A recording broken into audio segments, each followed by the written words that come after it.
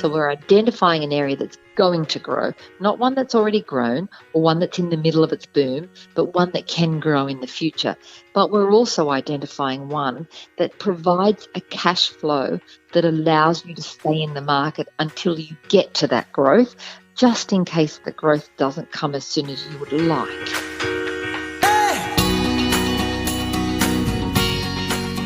This is Property Investory, where we talk to successful property investors to find out more about their stories, mindset, and strategies. I'm Taran Shum, and in this episode of Property Investory, we'll continue the conversation with one of Australia's leading property experts, Margaret Lomas, about how to find the best properties and reduce your risk using her 20 must-ask questions, and how Destiny's convenient online services can set you on the right path in your property investing journey.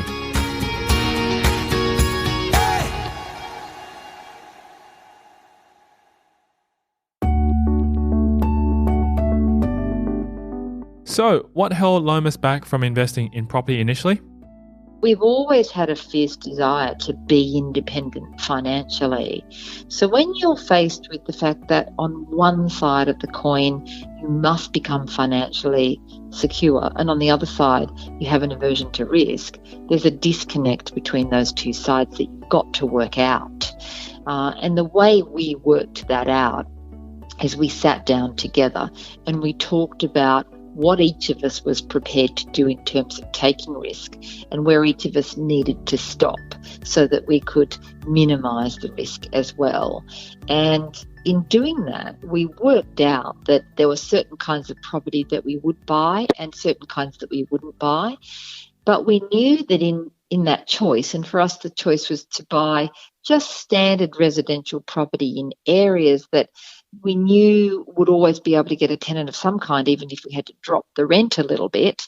In making that decision, we also knew that what we were foregoing was the opportunity to maybe make a lot of money in a short period of time by being a bit more speculative and doing more speculative investments. So I think one of the things that you can't do is, if you're like we were, which is needing to get financially secure but not wanting to take big risk, you also have to accept that what you're going to see in the future is plenty of things that did better than what you did or than what you invested in. And you can't sit there and think, oh, damn, I should have bought that instead, because your risk profile at the time dictates the steps that you're prepared to take. And you've got to be able to look back on that and say, what I did then was appropriate for me at the time. In retrospect, many investors regret not purchasing properties during the boom period. However, Lomas's aversion to risk proved to protect her from biting off more than she could chew. You know, I didn't buy a lot in the Sydney boom. I am fortunate that I did buy two, but that was, I would never have bought two in the Sydney market in the early part of my investing. They were way into my investing. Now, I can look back now and think, well, I advised everybody to buy in Blacktown because Blacktown led that boom, and I told everyone to buy in Seven Hills, and I told everyone to buy in all those places, and I didn't buy there myself. And people would think that that's the definition of stupid. I was going to say, why didn't you? Because at the time, the number of properties that I already had in my portfolio had used up all of my appetite for risk at that point in time. And I just didn't want to further leverage myself. I had a certain amount of equity that was my comfort zone. So for my husband and I, our comfort level of equity was that we owned 40%. And we'd agreed on that at the outset. Now, to buy into that Sydney boom, we would have had to compromise that 40% equity that we'd worked so hard to get to, because initially we were at 20% when we did the first lot of investing. We worked really hard through debt reduction and through doing everything we could to reach that 40% level. To buy into before Sydney boomed, we would have had to compromise that, and that would have been an uncomfortable position for both of us to be in. What would have happened if that hadn't turned out for us? So it's very important that you're aware of these things and that you understand that you might not always buy in to the very best thing, and it might not be appropriate for you at the time. But as long as you identify and understand your own risk appetite, but still push yourself within those parameters, then eventually you'll end up with a portfolio that does pretty well for you. One of her mentors, although not interested in property himself, has been instrumental in developing her positive mindset. One of my mentors, I guess, is Noel Whittaker. He's been a great friend of mine for quite a long time now. And for those of the listeners who haven't heard of Noel, all you need to do is look him up just to see what a fabulous background he has. He's probably the most well-known financial advisor in Australia who wrote a book called Making Money Made Simple many years ago, and it was actually voted one of the top 100 most influential books of the 20th century. And he's done some fabulous things. And he's always been a little bit of a mentor to me. He doesn't invest in property, and we have wonderful debates about that because he hates property and says it's lousy. But I can always win a debate with him in property, and I have a lot of respect for Noel and a bedroom in his house as well, just on the side, which is great when I go and visit them. And so, he has the most wonderful and lovely family. And I must say that while Noel might not be there mentoring me all the time as such, anytime I spend with Noel always gives me that real boost of motivation. It makes me realise why I'm doing all of this. It helps me to understand my own family values, and it really gives me a good outlook on life. Apart from that, it's been very hard to get mentors because I guess Ruben and I have always been, as I said, way ahead of ourselves and always jumping ahead. It is difficult to find a mentor under those circumstances, especially when you don't have a lot of time. So we do spend a fair amount of time bouncing off each other. Ruben runs Destiny, so he's the managing director of Destiny. And while most people like to think that it's me, I definitely don't wear the pants in that business. I am the face and I am the property expert, and Ruben would definitely accede to that. But in terms of running the company, he's the one who's always done that, and he's the guy who has, a lot of good ideas on how the business should be run and structured. As a result of her husband's structuring of the business, Lomas reveals that an exciting new phase is imminent for Destiny. It all started with Destiny as a property advisor company. Against the backdrop of the fact that, if you think about it, Destiny really was that first company to ever offer, I guess, property advice in a financial advising model. So prior to Destiny, if someone was a property company, they were a property seller, really. So they'd be a marketing agent for a developer or some kind of property seller. We made the decision very early on that what we wanted to do was we wanted to advise people how to buy property using both an economic and a financial planning approach. So in other words, take the focus away from the physical asset of a property and put it onto the economics of why you should buy and where you should buy. And we wanted to provide that, and we were the first people to provide that, as opposed to providing that approach where you looked at the property itself. And so we were the first people to begin doing that, and we always promised ourselves and guaranteed our clients that we would never be on the other side and never sell property. If you think about it, somebody who advises on how you should buy property and what you should buy and then sells it to you is a major conflict of interest. So we always said we'd stay on one side, and that would be the side of the client, and we've always done that. And for many, many years, we were the only people who did that. But now it seems that every man and his dog has copied that. And everybody's doing education, and everybody's doing support, and everybody's charging way more than we charge at Destiny, but still doing it. Now, we then made the decision that, there's a lot of additional costs in a business maintaining premises all around the place. We found there became a bit of a declining demand for our services as people became more busy. Our services were very much around come to our office, meet with our advisors, come to all of our events. We would run what we called property action teams that people could join and work within a community of like-minded people to achieve their own goals while they're helping other people to achieve their goals. We did a lot of that kind of stuff, but we found that what was happening was that more and more people were sort of saying, well, I can't commit to coming in every month. I can't come to those things. And the second thing that was happening as well is that as we got bigger, I was losing a lot of that personal involvement in our clients because I just couldn't get around to all the branches. I just couldn't have that involvement with our clients.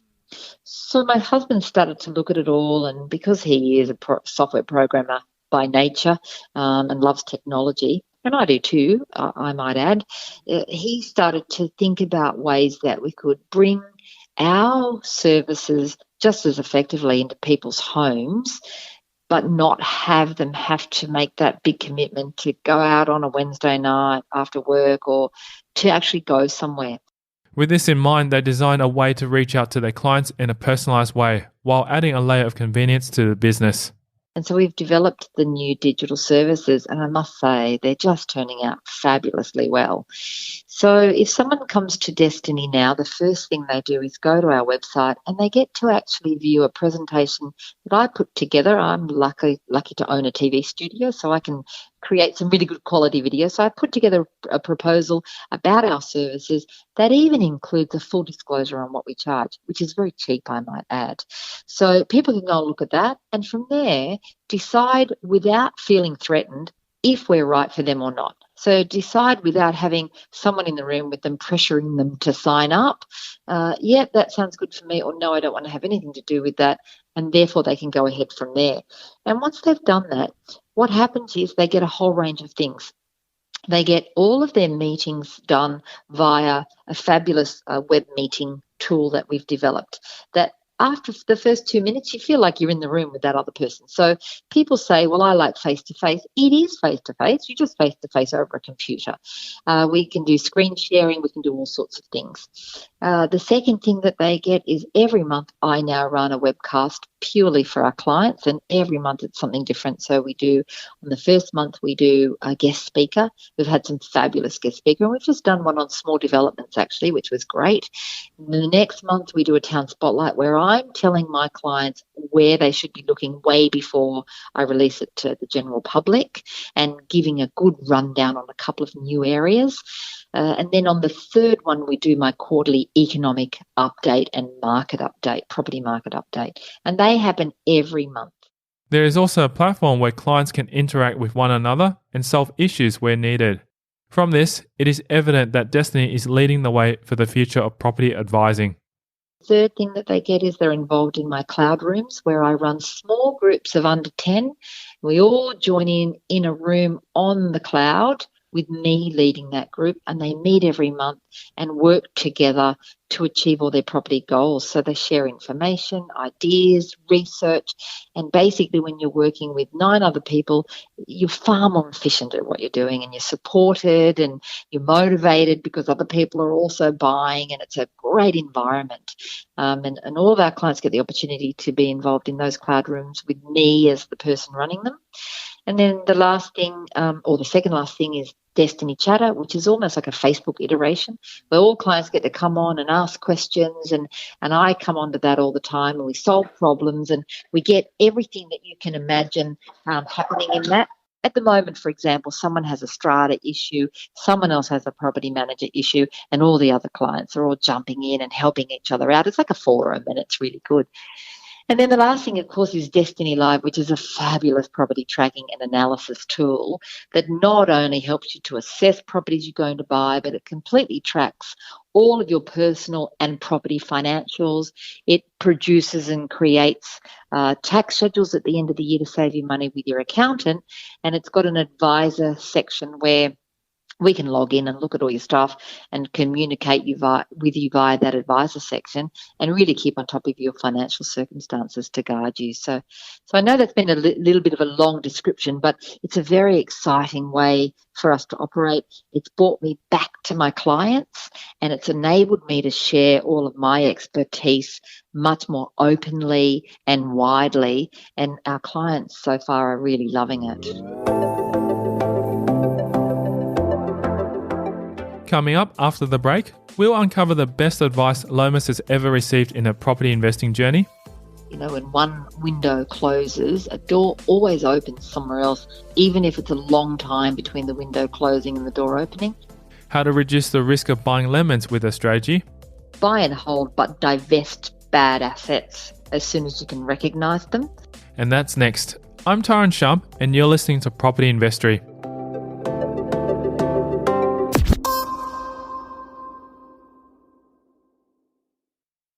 Hey podcast listeners, are you enjoying listening to these stories and want more? Then head over to propertyinvestory.com and subscribe to receive your free property case studies that I only send exclusively via email. Just one of the many benefits of being part of this community. These real case studies are from experienced property investors where they share specific numbers of their portfolio, the strategies, and much more. Simply visit propertyinvestory.com to get your free case studies. Now back to the show.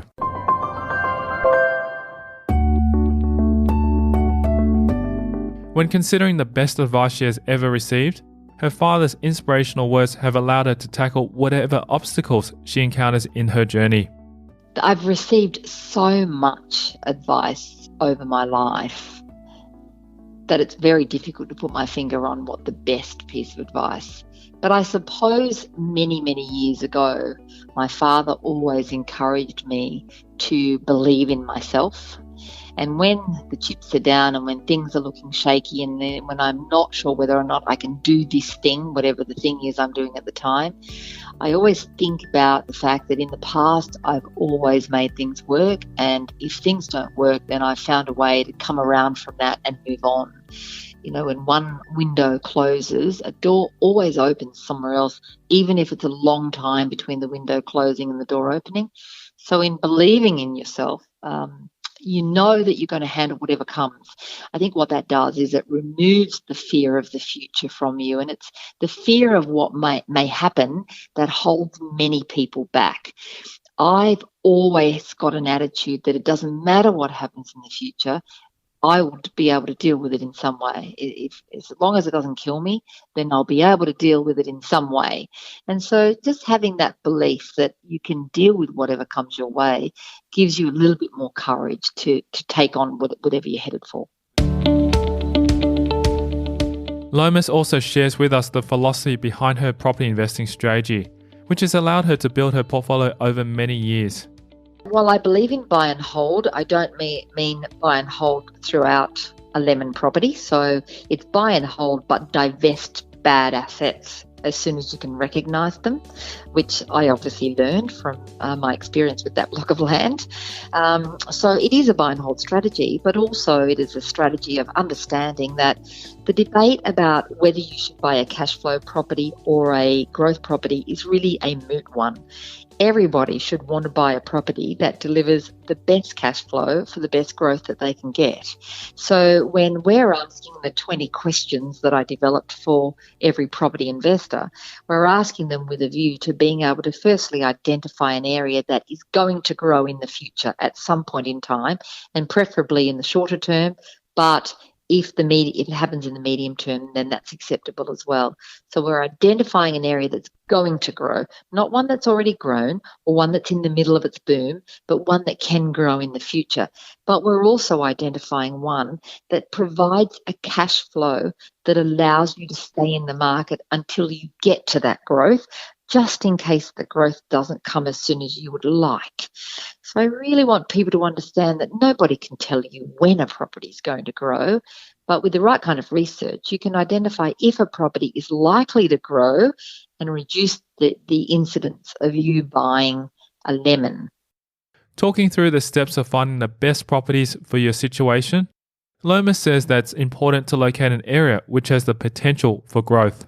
So the first thing is that finding a property is the last thing you do, and it's finding an area that you do first. And a lot of people ignore that. So what often happens is somebody sees a property that they think might be a good investment. They go back and do the research on the area and it stacks up okay. So they buy the property.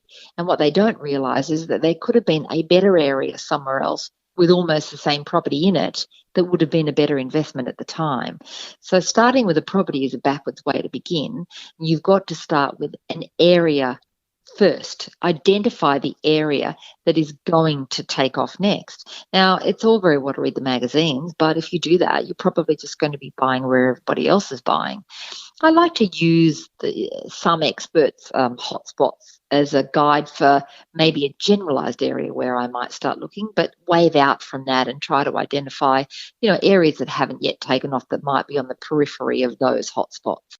So an area is a suburb or a town. From time to time, there are times when a town in a regional area might be a suitable investment, and there has certainly been times in the past, and I think we're just about to see some more times over the next year or two where an investment in a regional area could be a good investment to make.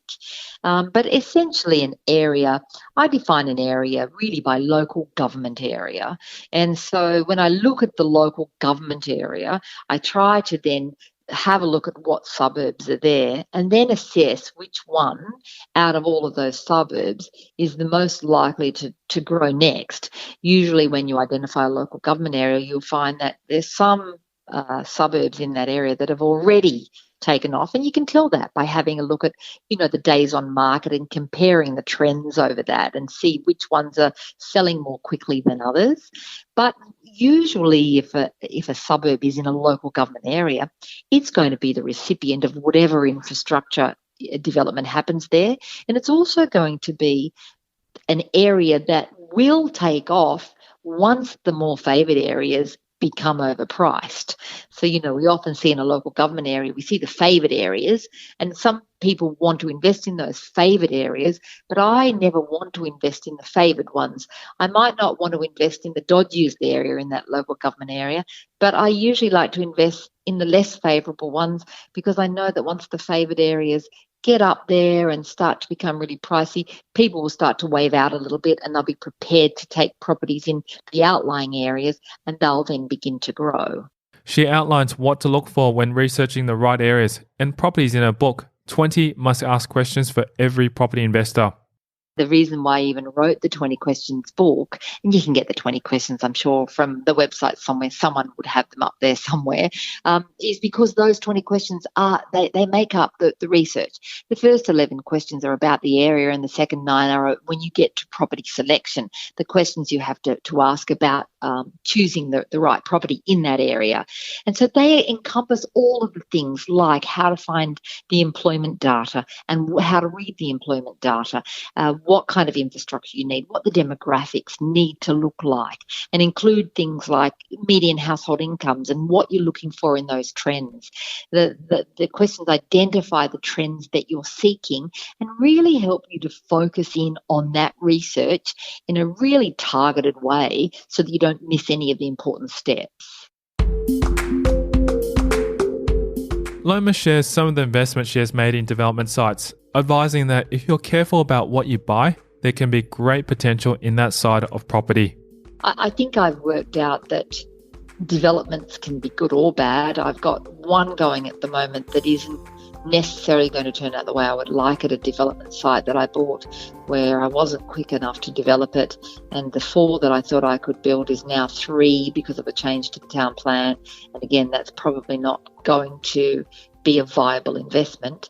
I have another one that I bought, a house with a big block of land that nobody knew whether it could be subdivided or not, but I in the end got it subdivided by getting an out of policy decision by the council, and that's made a lot of money for me, $400,000 for the original house. After we chopped off the block, the original house was valued at $550,000 even when it lost the back block. It's now worth nearly $800,000 today, and we've only had it for 4 years. And we built a second dwelling at the back, paid $450,000 to build that dwelling, and it's valued at $1.2 million on a free block of land. So I've worked out that 2 things can happen if you're careful about the development sites that you buy. You can make money from them in a way where you don't have to necessarily purchase an entire second dwelling, but you can get that second dwelling because you can get some free land. And I've also worked out that a town plan isn't necessarily 100% set in concrete, and if you can put up a good enough case to a council and hound them enough, you can often get things approved that are technically outside the development plan for the area. A personal habit which has contributed to her success: never get sick.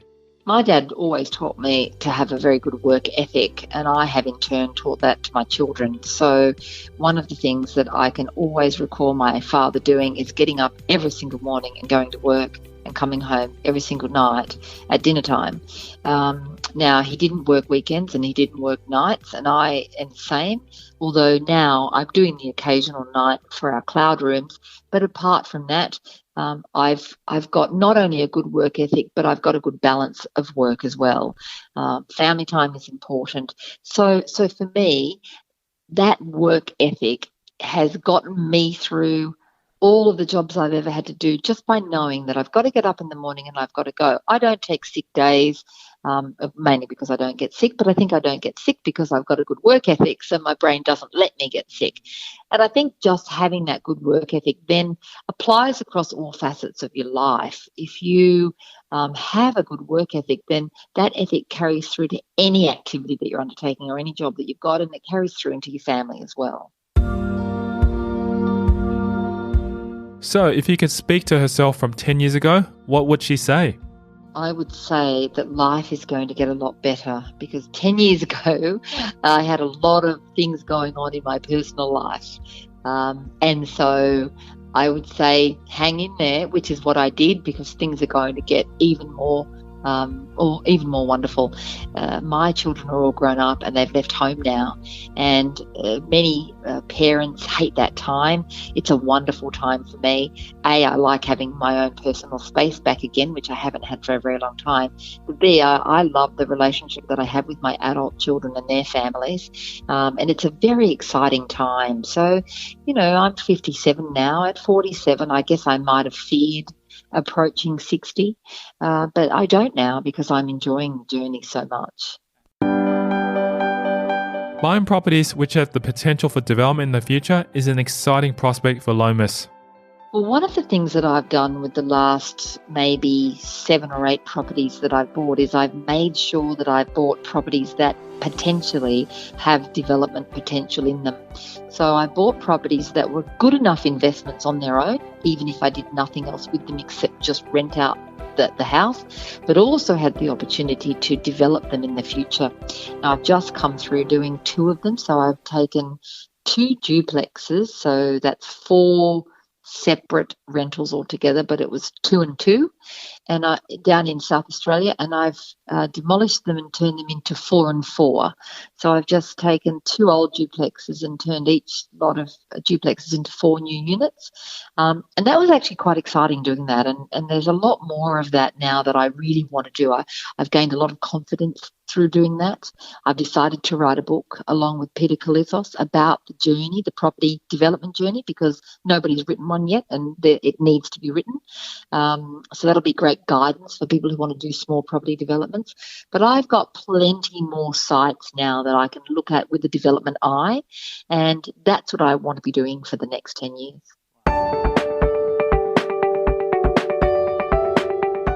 If you'd like to connect with Lomas and learn more, the best place is just to go to our website, destiny.com.au, or even Facebook. People ask me questions on my professional Facebook page, which is just Margaret Lomas, all the time, and I try to get back to them as soon as I can. So Facebook or our webpage. But by all means, it would be great if everyone went and had a look at our webpage and just took that time to have a look at the presentation that I put up there under the What We Offer. It's the What We Offer tab on my website, because it's just worthwhile finding a little bit more about what we can do at Destiny.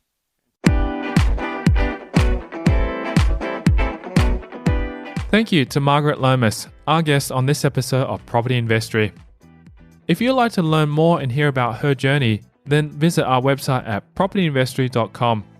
Simply type in the search bar Margaret Lomas and select that episode to learn more about her story.